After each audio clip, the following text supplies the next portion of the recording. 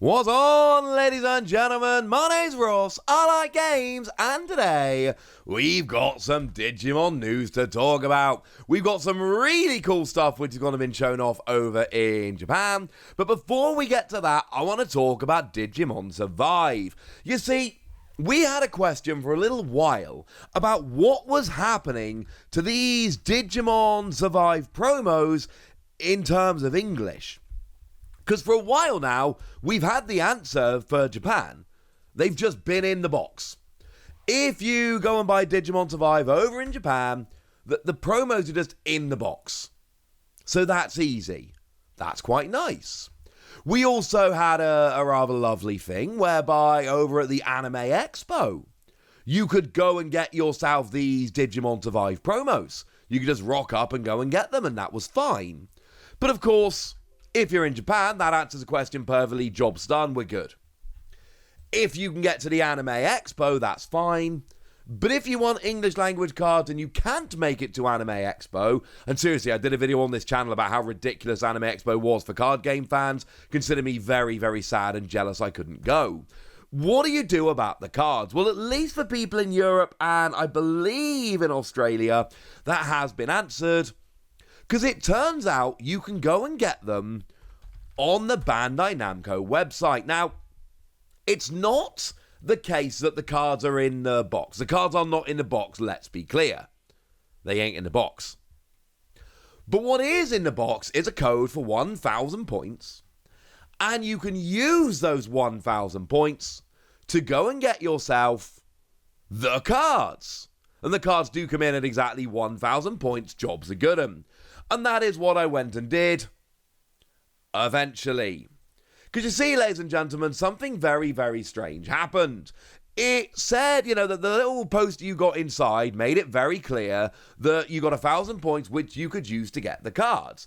And it even says over on the website, register your flyer and swap your points for these official play cards. Telling us very clearly that the 1,000 points you got would let you get the cards.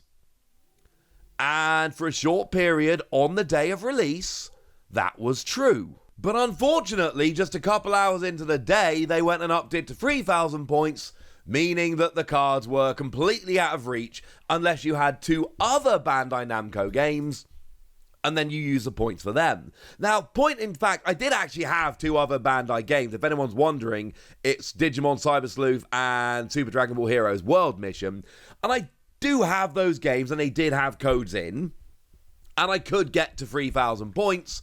Luckily, they went and lowered it back down again. Crisis was averted. I was going to get the cards anyway. I wasn't missing out. But the good news is that's no longer an issue. They did put it back down to 1,000. It was an error.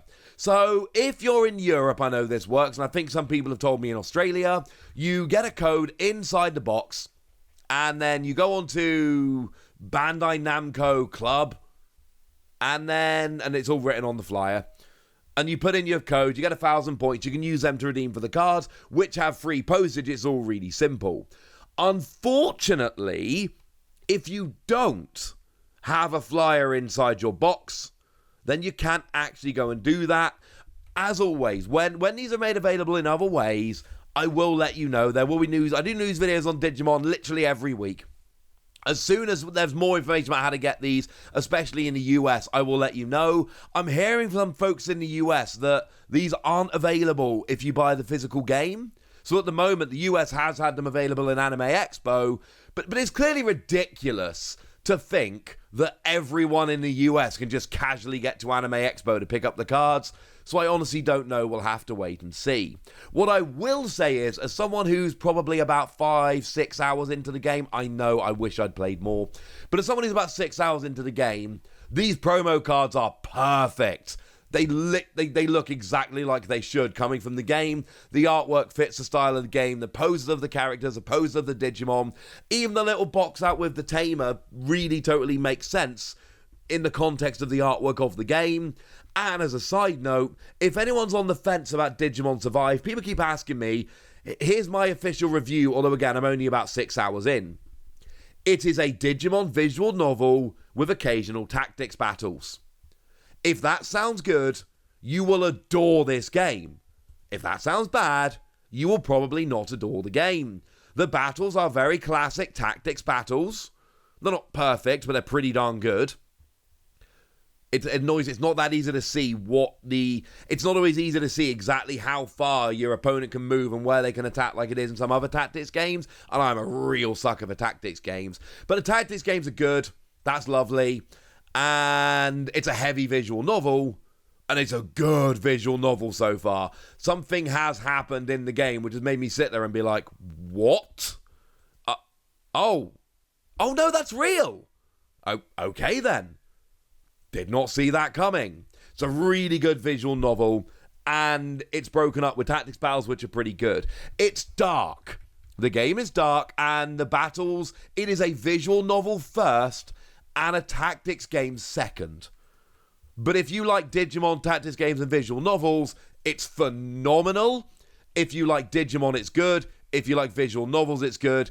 If you like tactics battles, you might get frustrated by the heavy visual novelness. I think it's a phenomenal game. I recommend it highly. But I did promise you I'd show you something cool coming out of Japan. So how about these kind of promos? Now, Japan are doing what they tend to do, which is to say they've got a tournament going on and you can buy cool stuff. And what you can buy here is a storage box that gets you 24 promos, but it's 6 playsets. So there's 6 cards available, but you get each of those cards as a playset when you buy the storage box. As a side note, there is also a limited edition playmat you can pick up at the championships, which is very, very cool. It seemed the only ones I've seen are stamped top 8 and champion, so please don't assume you're just going to be able to get this playmat. I'm not entirely sure that's the way it works. But essentially, these promos are available, and right now you might be looking at these promos and going, well, hang on a second, Wassy. We've seen these cards before. And the answer is, yes, you have, and no, you haven't. Because actually, they've done, and they did this, I showed you some promos the other day from Japan, where they had done exactly this. These are cards which are full art normally, but they've gone and removed the border.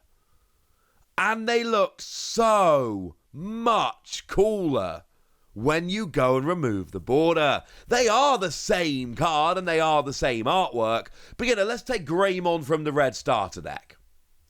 Can anyone actually look at me with a straight face and tell me that this version does not look a billion times cooler than the version from the starter deck? Because it obviously does. It looks amazing, and I adore it. For me, personally, I'm a big fan of Bancho Stingmon. I've played way too much of that card. I played it in way too many decks where it didn't end up being as good as I was hoping. But the problem with Bancho Stingmon is, because it's got piercing, security attack +2, and against a Digimon with 12,000 power or more goes up to 16,000 power, there are occasional games where you'll get to take out your opponent's big Digimon and then go and take out free security cards, and it's so good it makes you want to play it more. But again, the artwork here is so much cooler without a border. I forgot to say a minute ago, let me say it now. Obviously, the Greymon is the phenomenal one from the starter deck that gives you security attack +1, which is one of the best starter deck cards we've had. I also have a huge soft spot for the Darkdramon. We all know that up till now, Darkdramon has not been as good as we might have liked. It's been slightly underwhelming, but there's always been a huge amount of potential with Darkdramon, and the fact that it could potentially be a free cost to play 11,000 power Digimon with Rush. And now we got the version without the border, which just looks absolutely amazing. We then have the Vmon, which came around in BT8, and these are just your regular cards, but as soon as you take the border away, they just look so much cooler. It's just unimaginable. That's the one that lets you look at the top 4 cards of the deck when you play it and add a 2-color blue card to your hand. Sees a bunch of play in blue hybrid decks. It is actually a very, very good card. We've then got Magnadramon. Now, this is another very cool card. This is the one that came around way back in BT2. And when you play it, if you've got 3 or fewer security cards, you get recovery +2. And when attacking, you can play a yellow level 3 for free from your hand. So again, it's another card. We've seen this popping up in decks. This is not a card we've never seen before. So they do seem to have chosen some really very good cards here. They're not just going for random, boring, rubbish cards. They're actually giving us really nice playable cards. And I don't know about you, ladies and gentlemen, but I, for one, very much appreciate this. Fun fact, the only yellow Digimon from BT2 that made it into our Booster 1.0. And then we finally finish off with Razamon Fury Mode. This one also came from BT8. Now, this one, annoyingly, there's no real bonus here. It's probably why I showed you this one last. All the others look just a billion times better than their counterparts. The problem here is that Razamon really doesn't look any cooler, and that's a little bit sad, because Razamon started life as, well, actually as an uncommon, but still as a full art because it was a level 6. So, I'll be honest with you, this one is actually not terribly impressive, and I don't particularly care. But the other 5 are extremely cool, and getting them as, well, not even alternate arts, they're just borderless cards. But I think we can all agree that the second you take the borders off, they look amazing. And then I'm left with the question of, why don't we just get rid of borders on Digimon cards? Like, why don't we just do this for all of them? That would make me very happy. But for now, I want to know what you think about this and about these Digimon Survive promos, so let me know in the comment section. Go nuts! Be nice! And then make sure you like this video, subscribe to this channel, follow me on Twitter at TheWasi. That's where we talk Digimon and a bunch of other card games. And please do consider checking out patreon.com/PTCGradio, where you can support the channel, get some bonus podcasts and all kinds of fun things. But by far the most important thing, as always, look after yourselves till next time, would ya? Thank you very much for watching. My name's Ross, and you've been watching Wasi Plays.